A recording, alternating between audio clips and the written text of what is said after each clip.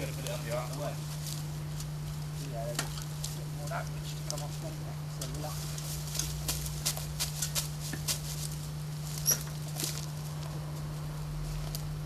You want to have a bit up of here? Yeah, but he's got to come that side of the ridge, only that roll. He's got to come where he is now, I think.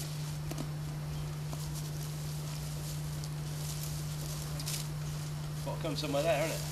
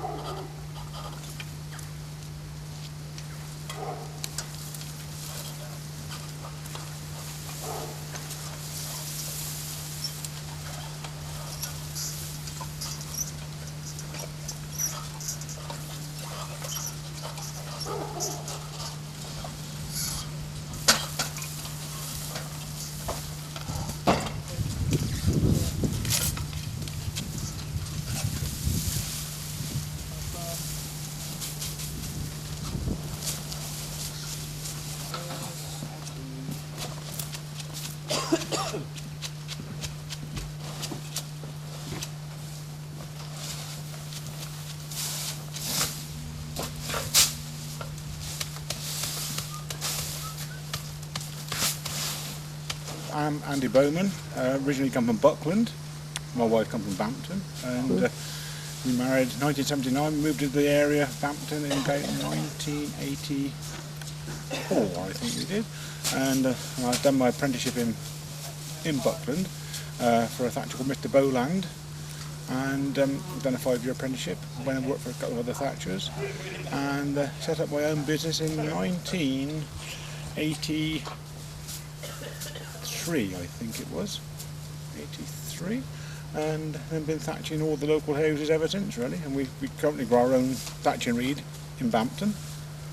This straw was grown in the village, used to be Arthur Gerring's fields. We grew that this year, not specifically to thatch this house, but I mean all the houses we've got to do from this year onwards. And when you say Arthur Gerring's fields, that's at the end of New Road, that's isn't it? That's the end of New Road. That's by the tall fir trees. By the fir trees. Chicken run that's fell down used to yes. be. So yeah, we've grown that. I think it's our 5th year we've grown. the reed And there. what is the reed that you grow? Is that triticale? It's triticale, very, very old-fashioned triticale. There are new varieties now, but this is one called Lasco that I've been growing for about 20 years now. We find it very good for thatch. It's good length, very tapered straw, very waxy and oily straw, and we've found it very good. One of the better ones to thatch with. It doesn't yield crop-wise very well, corn-wise, but we don't want the corn, we want the straw basically. So we've been doing that variety for about 20 years, and so we've just planted again, ready for next year's crop. Yes. So Next harvest. Next harvest, yeah. Just going to a roof like this lovely old roof here, when someone decides it needs re-thatching, Yeah. what are the reasons? I mean, the reasons basically are that, the thatch obviously is because of a natural product. It does wear back. So, if you can see, we put a line of a course of straw along, and we put a layer of wooden spars along to hold it on. Well, basically, the ends of the straw keep wearing off over the years. It's like a very, very slow process. The ends of the straw wear off until it gets back to the fixings that's holding it on. So when the fixings start to show, you'll see holes appearing in your thatch. There's like an indication to the thatcher that it's coming to the end of its useful life, and it's basically worn out, and it's time to be re-thatching. And once it's worn back to the fixings, it'll take the water into the roof. Once it hits the wooden bars, it'll take the water into the roof, and it'll rot out very, very quickly. So this thatch is, I think, 1983 or 4. I think this was done. I think.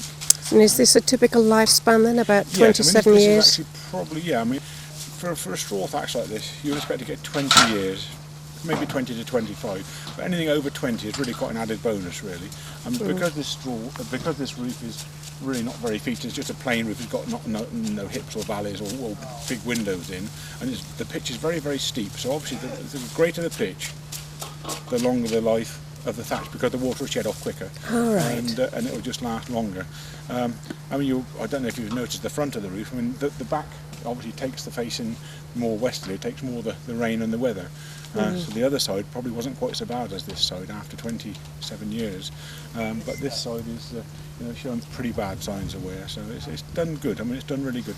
We actually re-ridged this for Dr. Perry about 12 or 13 years ago to put a new ridge on. So about halfway through the life of the thatch, you would have to re-ridge, or you should put a new ridge on, clean the thatch up, maybe put new wire netting on. So it's your maintenance you should do through the life of the thatch. So you renew the netting as well in that You period? renew the netting as well, yeah. So you do any repairs need to be done, new ridge, new wire, any repairs, and that will prolong the life of the thatch for quite a few years. A lot of our work is made up by maintenance like re-ridging and re-thatching. We're currently doing another cottage in Womber at the moment. We've just put a new ridge on, one that we thatched about 14 years ago. It's a little bit late for the ridge really, but we're putting a new ridge on that cottage at the moment. So that's again just to extend the life of it. But, I noticed when they started here, they removed obviously the wire, and then they started pulling off the top layer. Do you just keep pulling until you get down to a sound base? Basically, that's the way it works. Yeah, this roof was really quite. If you could look along the ridge went in like a big bow. So, it's obviously the ridge was sort of steep one end and flatter in the middle. So we pulled the thatch off to try and make it more even and make it more symmetrical, basically, I suppose, because it was quite an odd shape. It's a straightforward shaped roof, so it should be a straightforward pitch, but it wasn't, because it's been built up so many years. Obviously, it's been put thicker on one side, not the other. So we've pulled one coat off of here so far. The other side on the front, I've actually taken 3 coats off so far. Gosh. So the last coat was the cone wheat straw. Then the coats underneath it are the old-fashioned long straw way of thatching, which would be more like brick thatching. So then that's only a very thin coat on there. So I've taken a coat about this thick. I've taken 2 coats about this thick. So I've taken about that much thatch off the other side so far. And in places I've had to take an extra coat, so I've taken 4 off in some places, just to try and get it even. Because it was probably a couple of feet from the top of the chimney when we started thatching, which is too high. It gets to the point we've got to start. Is that dangerous? Well, it's not dangerous Sparks? in the sense, but it could be dangerous with the sparks. But the thatch gets too heavy, and it looks all roof, and it's just not the right way to All be the around. properly look Absolutely, wrong. Yeah, Right. absolutely, yeah.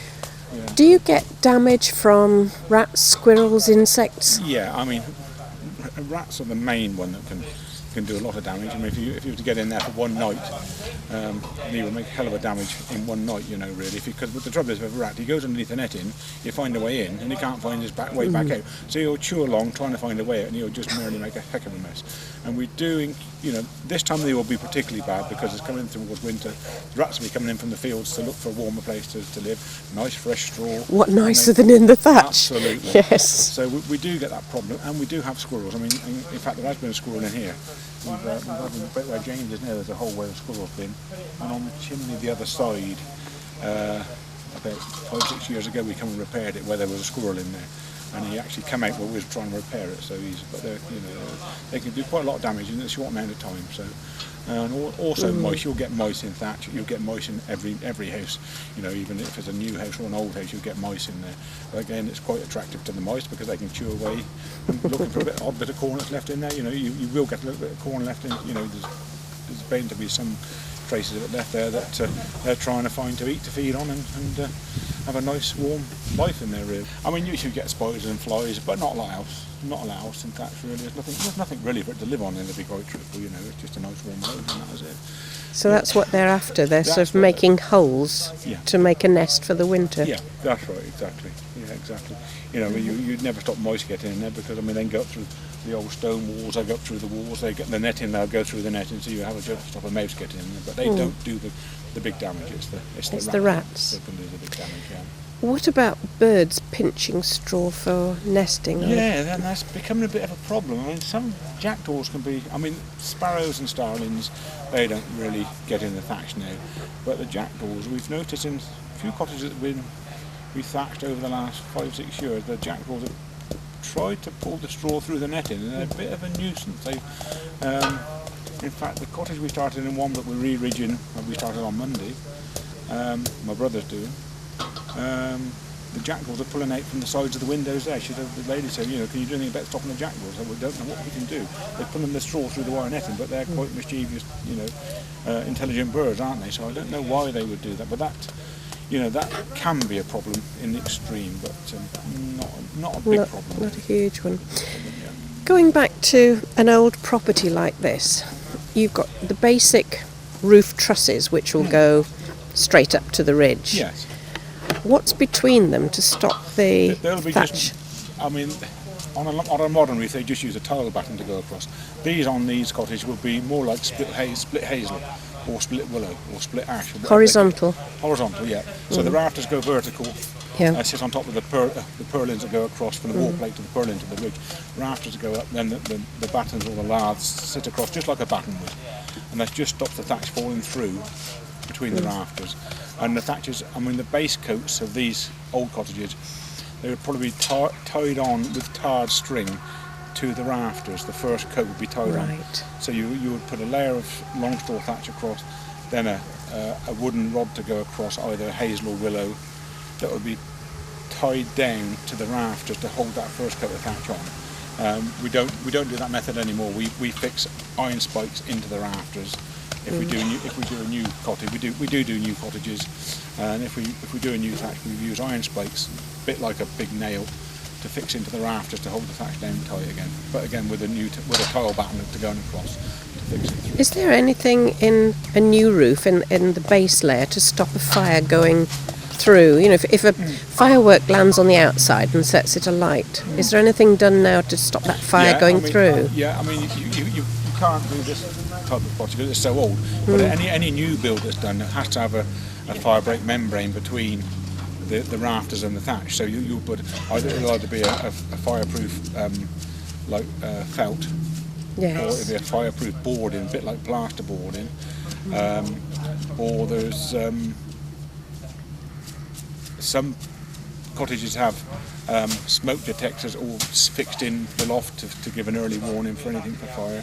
But as on a typical cottage like this, there's nothing. There would be nothing. And if you went up in the loft, you'd just be straight into the straw, and you can just see it as large as life in there. Oh, that was going to be my next question. Can you actually see any straw from the inside? Yes, you can. I mean, I've been up in the loft here, and yes, I mean, it's a lovely loft, but you can just see the rafters going up, and the laths across, or the battens are going across, and just the straw showing underneath. And that's all it is there, really. I mean, really, the straw needs to be sort of left open so it can breathe and a bit of air circulate around it. So if you put a fire membrane on these days, you have to put an air gap to let the thatch breathe between the thatch and the membrane, just so that it can sort of breathe. Wouldn't know.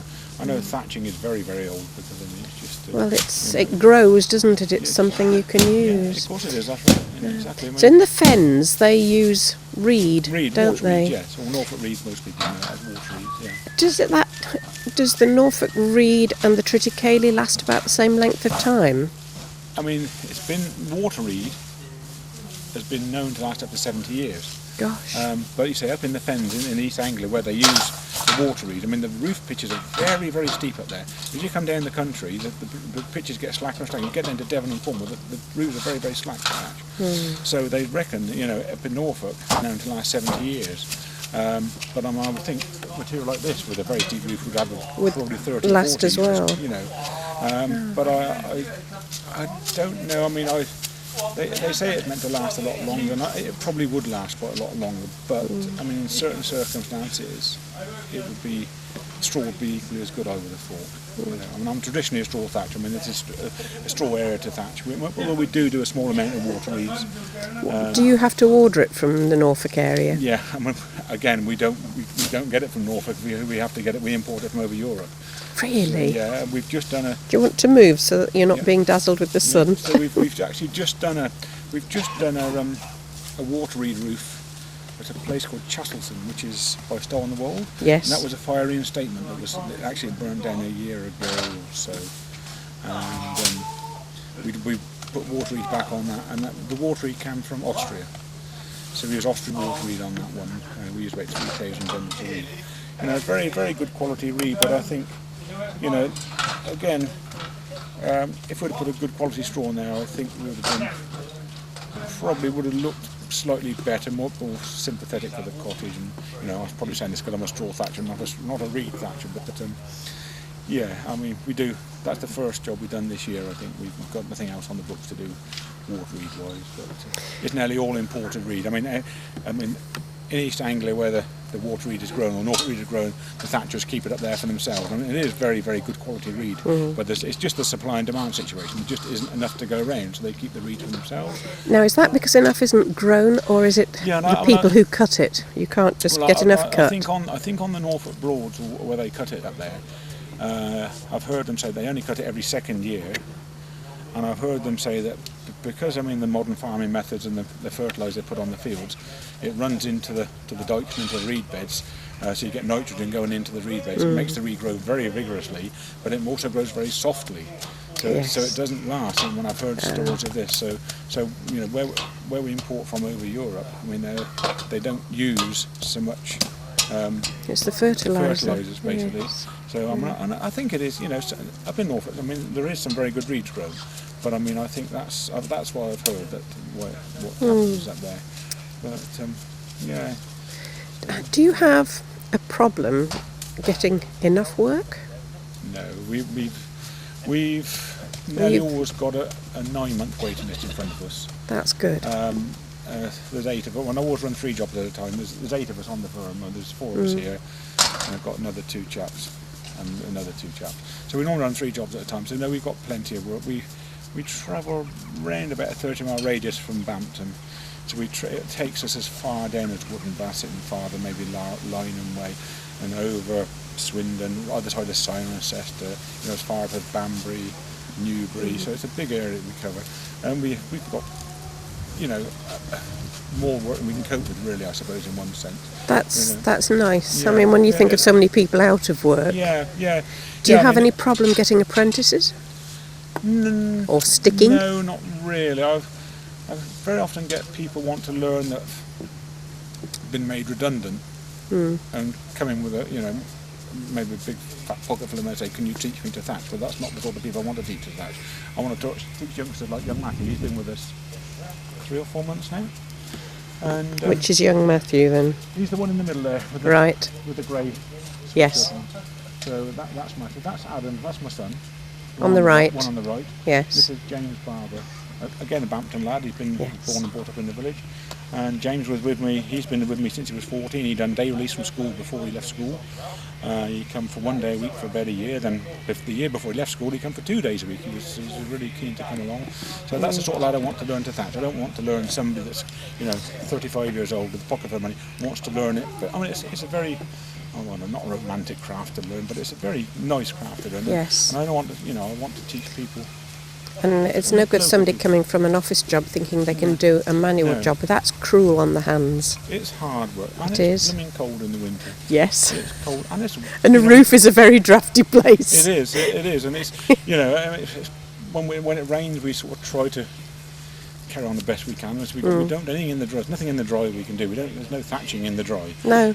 So we work outside all year. We don't have a season. We work, 52 weeks of the year. We work all the time, and so it is quite a tough old job. And I've been thatching. I've been thatching 37 years. I've been thatching. And I love the job. I just love it. Just all I've ever done. You couldn't do it if you didn't like it. No, I just this sort of thing, and then sort of teaching the youngsters, and it's lovely. And I've got you said to me how much work I've done. I've got a heck of a client base. I mean, because I've been around for so long, I've got most people live in the same houses these days, in thatched cottages, and we just sort of keep going around every sort of 20 years or 25 years. We're just doing re-thatches we've done 25 years ago. So it's Well, I've got to do the important bit, mate, there. Keep the wood.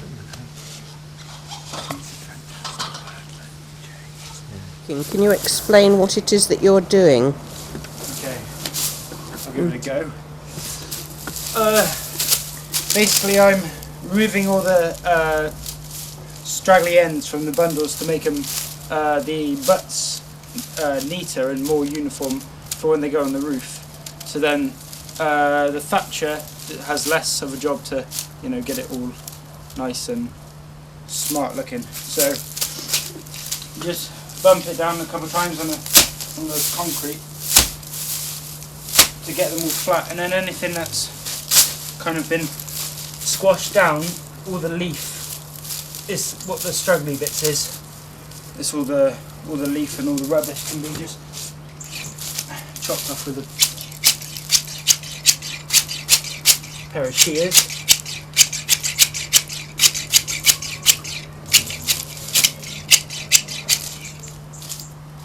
And that's made it not just neat but level, which is better for the thatcher. Yeah, well, it just means that all the straws are the same length. So then when it goes on the roof, you don't have bits that are too sticking out or too far, too short. So it's a lot more uniform, a lot easier to use for the thatcher. And because when it goes through the threshing machine, the comber, most of the leaf is taken off then by the machine, but it doesn't obviously get rid of every single bit. It's not perfect, so just a little snip with the shears just makes it easier to use. And then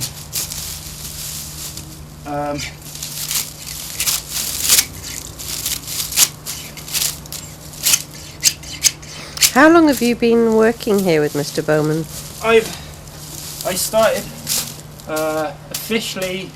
I started with the harvest, so kind of July time. But I've done like work experience kind of with him. I did in June because that's when he offered me the apprenticeship. Was that kind of time, June, July, and then I've done 2 harvests with him. I've done the last 2 years. I've done harvests with him, so I've known him for 3 years or whatever. So it was easy to come and just start with him. There was no nothing on. You felt very comfortable alongside him. Because he's I don't know, he's one of the best bosses I've ever had. So he's very easy to work with. He's not because he works with you. He's less of a boss and more of just like a colleague. So he just explains patiently and guides you through it. Yeah, and they're all like that. James and Adam are both the same. They both help me through learning. And you're hoping to stay with the job, are you? And not just this one. I mean, stay as a thatcher. As a thatcher, yeah, I hope so. Yeah, I think this is what I should be doing for the long foreseeable future. I hope. So, and working with Andrew would be, I don't know, I think I'll stay with him for as long as I can. Stressing the straw up into a even sort of place so it all looks the same, nice and level. There you go. What you use it for? Just normal garden shears, just for trimming the coat off. Right. Normal mallet for hitting the spars in, making them go tight. Now, you're hitting what in, sorry? Hitting these are spars, they're just wooden spars. hazel spars twisted in the middle at the end. And they're hazel and they're twisted. Yeah, you put them in. Right, and then hammer them in. About how long are they? They're about 22, between 22 and 24 inches they're supposed to be. With the straight length, and then you've got about 11 going in. Yeah, so they're about that sort of length. So. And then they go in. Right. Now I notice you've got a horizontal layer of straw. This one? Yes. Well, that's you put a handful on, like that. Now what are you putting there to hold it in place? Oh, these are just a piece of metal with a ring on the end with a point, just called a thatching needle, just to hold it so it doesn't slip away. That's a thatching needle, right? Dress it in with your... Roughly done with your hand first. Yeah. And get another little piece of straw. Half it, end for end. And put that in across. Spars into it.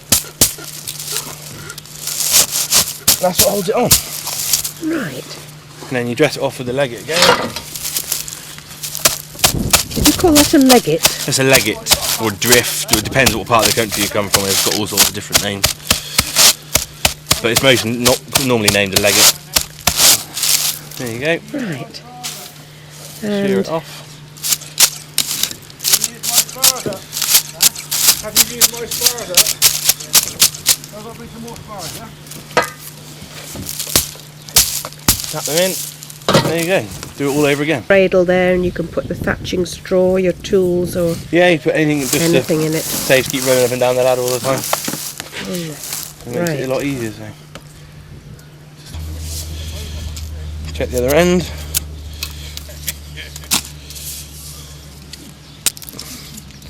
There you go. So penknife is the last tool that you use. Yep. Right. Longer than the other spars that I've seen you use. Yep, these are done especially for the ridge, so these are going to be exposed on the ridge. So they're just basically split hazel the same, but we call them runners. They'll fix along the top of the ridge, and then we'll put the spars through these to hold them down tight. So basically that's what they do, is just to hold the ridge on. So they're called runners, and that's it. Yep. Does that go over the top or along? Over the top of the ridge. Over So it. we've just put the pattern course along up there. You can see the pattern course up the ridge. What we call the pattern course of the skirt. Yes. Then we're going to put the wrap over, which is the long straw here. This is going to wrap right over the. So that straw is longer over there. Well, it's the same length straw, but it's been pulled out to make it look longer. We're going to bend it over the peak of the ridge to form the cap then, basically. And these are going to hold the turnovers onto the top of the thatch on the ridge to form the ridge. And do you try to make a pattern with them? No, this pattern will come with the spars. We'll do the crisscross pattern with the hazel spars. With the shorter ones? Yeah. Right. They'll be done. They'll be the ones that use it for the crisscross. They look a little bit thicker than the short spars. Yeah, these are thicker, purely to give a bit more strength. But they will still bend for you, will they? Yeah, they'll still bend. Yeah, they'll still bend if we want to bend. Although these are a little bit dry because they've been these are left from the last job. They're a little bit dry, but they won't make any difference when they'll still bend where we want them to bend. And they'll make a real nice tight ridge. Right, that's one. That's done, I reckon. Right, now.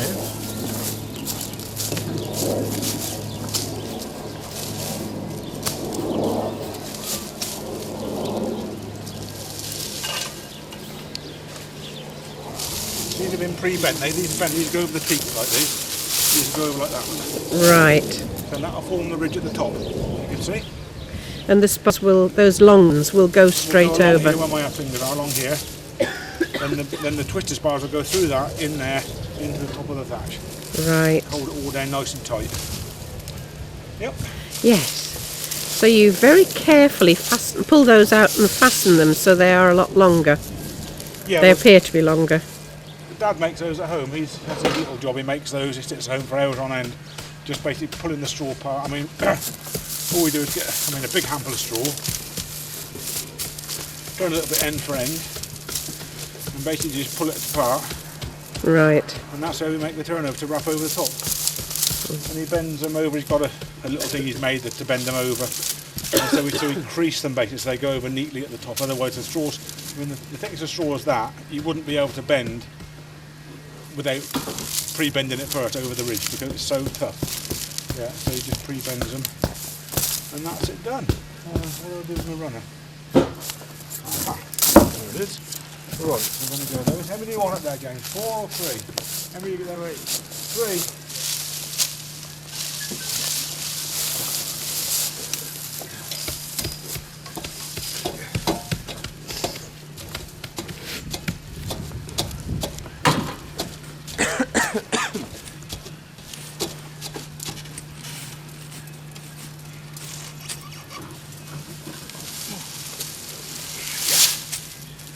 Right, let's do a couple of spars first.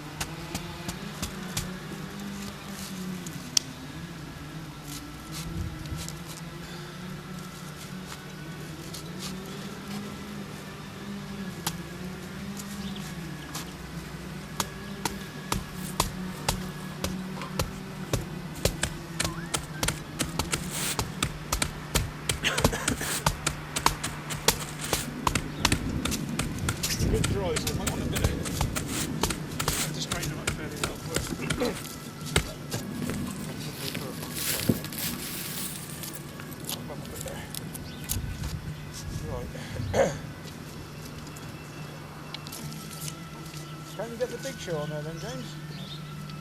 Oh. You've got a job to see from there, I should imagine, haven't you?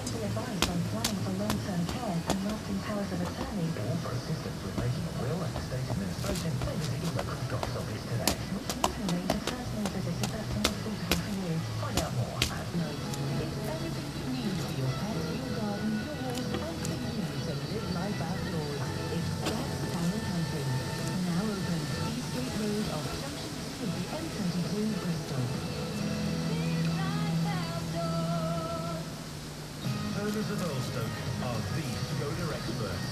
5 Turners of Earlstoke on the B3098 between Westbury and Devizes. Gold Breakfast with James and Erica. The German company has come up with night milk. Night milk, yes. It's milk taken from cows at night. They claim it improves sleep because the levels of the sleep hormone melatonin are rather hungry. Oh, come on. One of these scientists who's actually looked at it said that it's nothing more than expensive placebo. There you go, Erica. I know, exactly. I'm right up your street. Tomorrow from 6.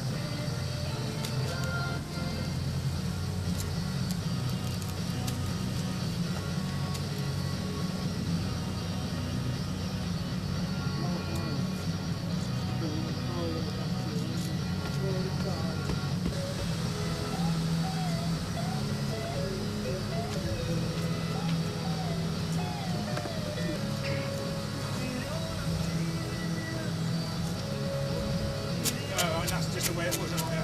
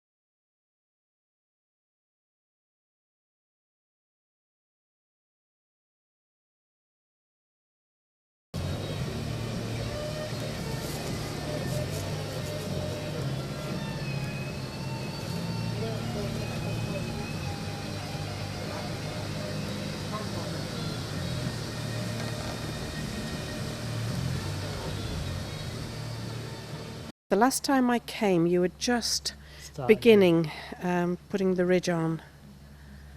And since then, you've gone right the way across, and We've cut it out, cut the eaves and the windows, and I've just brushed it down and legged it over, tapped it over again to get rid of the ladder marks. Ready to start wiring tomorrow morning. And then we've got to drop all the wire, peg it up, tuck it up under the eaves, spar the eaves under, what do you mean spar the eaves? because there's no arras rail or nothing to staple it to, so we've got to spar it underneath with just the wooden spars. Oh, the netting. Yeah, just the wire netting. hmm Then put the cement fillets around the chimneys. Does that go where the thatch and the chimney joins? Yeah, that's it, stop the water. It shouldn't do, but just in case it runs down the side of the thatch in the chimneys. And take the scaffold down, have a final clean up, and that will be us done. Hopefully Wednesday or Thursday. Right. Is putting the netting on a difficult job? Not really, because it's nice and straight. The awkward job's over the windows and this tiled roof that runs into the thatch, because you've got to lay a ladder up the tiles and then one out of the ladder. Ah, the one. And move over here, we can see it a bit better. Yeah, So where the two join. yeah, that's the awkward bit, but it's nice and straight, so it should be easy. That really does look nice, that top. You've trimmed the thatching that you put over, haven't you? Yeah, As well as trapping it down. yeah, we've cut a straight line, And you cut a lovely straight line all the way along. straight as we could.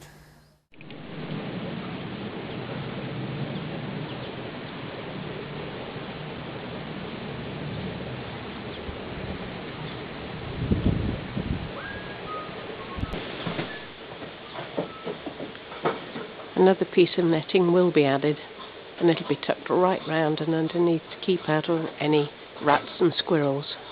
And you can see the cement line that's been put down to keep it waterproof between the chimney and the thatch, same both sides.